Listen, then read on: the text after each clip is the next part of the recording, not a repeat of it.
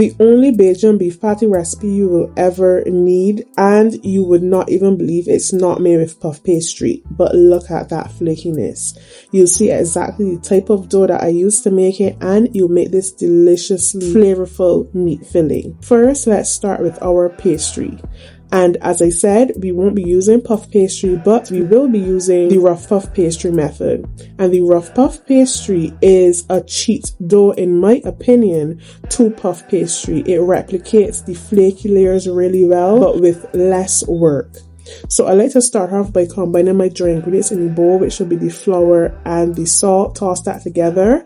Add the cold but pliable cubes of butter and toss that in the flour so they don't stick to your fingers or gloves. And when I say cold but pliable butter, I mean that when you touch the butter, it's not greasy, it's still cold, but you're able to squeeze it. Because we really want flat, thin pieces of butter, we want it to be a small to medium size piece of butter, and those butter pieces, or let's call them butter chunks, when heated in the oven and they're distributed in the dough well, will create those flaky layers that replicate puff pastry really nicely. When I'm done breaking down the butter, I like to place it in the freezer to make sure that everything is cold. That's the most important thing. Make sure everything is cold. And taking a bit of ice cold water, I add about 3 tablespoons to start. Toss the flour to make sure everything gets hydrated, and I just add a tablespoon at a time until it starts to come together. And when the dough does come together, I like to use the spoon or my spatula to bring it together. I don't want to use my hands really because your hands carry heat. So use the spatula, bring it together, and if you have any dry spots of flour like you saw just now, use a bit of water to help it stick to the rest of the dough. So now you can see those beautiful chunks of butter. That is exactly what you want. And at this stage, we're just going to do a quick lamination. So I'd recommend at this stage you use a rolling pin and not your hands like I'm doing. Like I said, your hands carry heat, but I'd recommend using a rolling pin to flatten the dough slightly, and then I'm going to cut it into 4 pieces. And then you're going to stack those pieces on top of each other. So that's doing a quick lamination. So with puff pastry, you have to be constantly folding and rolling. With rough puff pastry, you don't have to do that. It's way easier to do. And from here, I place it in the plastic wrap once again, shape it into a square, and then I place it in the fridge until that butter is hard again and it's fully chilled. To move on to our meat filling, I take a hot pan and I add my minced meat. I don't add any oil, and I just let that cook down until any water or fat does release from it, and I let it render a bit. Then I add in all of my veg of choice, so my onion, garlic, sweet pepper, corn, and carrot, and then some potatoes. Again, that will be up to you what you want to use in your beef patty filling. I let those cook a little bit, then I add in my spices of choice. So some curry powder, garlic powder, salt, black pepper. Stir those together again and let that cook down.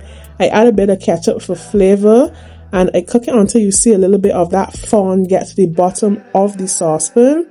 And then I add a bit of browning for color, and I deglaze with water. So I'm going to stir to make sure I get all of that fond, that everything is nice and combined. I stir and I allow that to simmer until majority of that water has evaporated, and then you can allow that to cool completely.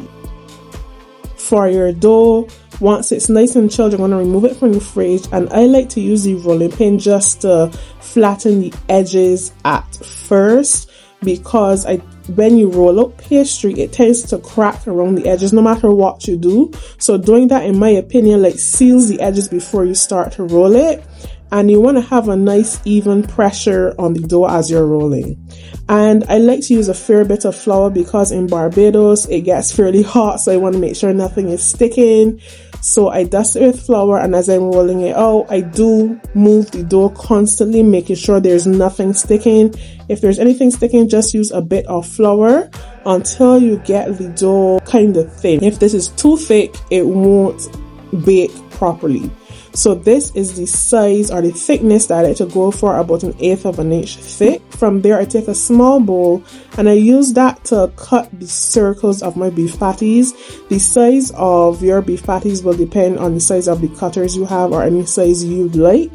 So I just used the bowl on hand because I wanted them to be somewhat big, but again, feel free to use what size you want. And to the center of the dough, I add 1 to 2 tablespoons of the filling. You don't want to fill it too much, but you still want your beef patty to having some sort of filling. Following this, I use some egg wash, which is water and egg whisked together, and I use that to brush the edges of the pastry and fold it onto itself, or basically fold it in half, encasing that meat filling. I then make sure those edges are sealed using my fingers to press them together, and then I use a fork to crimp it. You want to make sure your filling doesn't leak out. Then I use the fork to prick some holes at the top to allow the steam to escape, which will also stop it from exploding. So I repeat that step with all of my beef patties, and I make sure that I place the baking tray with the beef patties into the freezer until they're completely hard, because again, cold butter is so important in pastry, especially in our rough puff pastry. We want to make sure that that dough stays really cold throughout the entire process. So from there, I brush all the beef patties with the egg wash and I allow those to bake for about 20 to 25 minutes, or until they're lightly golden brown and fully cooked all the way through. And then I let them cool a bit. You gotta be patient with this, you don't want to bite them too hot. But then you can feel free to serve them up. They're really delicious. You will enjoy this. This rough puff pastry method really helps us to get a delicious flaky pastry without having to do so much work if you compare it to the puff pastry, because with puff pastry it takes a lot longer, there's a lot more folding, but as you can see with the rough puff pastry method, it's a lot easier. So once again, thank you so much for being here. I really appreciate you being here back at Sugar Spice and Rosé. If you want to see any more Bajan products, please let me know. Leave your comment in the comment section below, and the recipe will be found in the description. Thank you so much for being here. Feel free to like and subscribe. Bye!